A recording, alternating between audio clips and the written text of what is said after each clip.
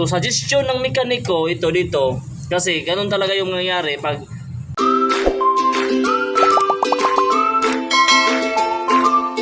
mga kapalits, it's me again, Kapalits TV.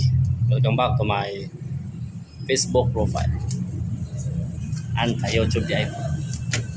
So mga kapalits, nakuha ko yung motor ko, iskanhan, drive ko. Iba ko, pangalawang owner ako, galing Gasa. So, hindi ko napansin dito, ito.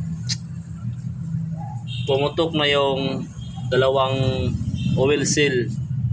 Dalawang oil seal ng aking front shock ng GPR.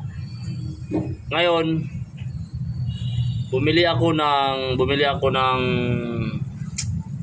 original na barako kasi barako yung kasya dito. Original, bili ko original. Totoo lang mga kapalits. Hindi nakaabot ng isang buwan, pumutok na naman. Yan. Issue kasi may nagkagasgas, may gasgas na siya. Kabilaan, may gasgas na. Tsaka yung isa doon, may gasgas na rin. So, payo ko lang doon sa mga kumuha ng mga unit na ribo, mas maganda kung brand new. Totoo lang mga kapalits, may nagkagasgas siya. So, ginawa, nagpalit ako ulit. Tsaka yung gasgas, nilihaan, gamitan ko ng sandpaper na 1,000.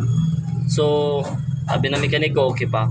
So, suggestion ng mekaniko ito dito, kasi ganun talaga yung nangyayari pag yung telescopic magagasgas na, kahit lihaan mo ng lihaan, puputok pa rin yung oil seal. So, suggestion niya sa akin para maayos to ito is bumili ako ng apat na oil seal. Apat na oil seal.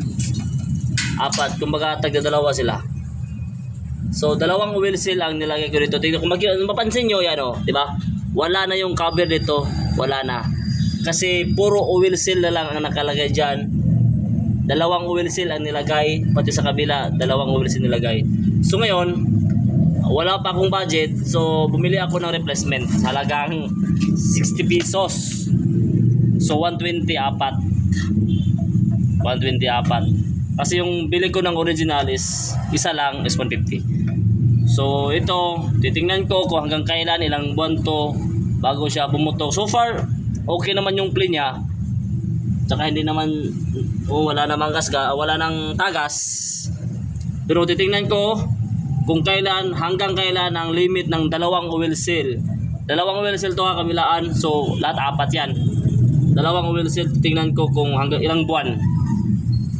Kung aabot siya ng 4 na buwan, so pwede na yun. Hindi na tayo logi. Pero mas maganda, sabi ng mekaniko, original. Ilagay dalawang oil seal, puro original. So, tag 150, 600. 600, kabila ang oil seal lang yun ha. So, pero ito yung suggestion niya. Doble ang oil seal. So far, try natin ilang buwan siya aabot. So, yun lang mga kapalits. Ganon yung problema ng baka mayroon pang hindi alam sa inyo dyan. Ito pwede ito. Baka may mga idea lang to. Mga idea lang ay bibigay ko sa inyo. Idea din ng mekaniko na binigyan sa akin. At isi-share ko din. Hindi naman ako madamot eh.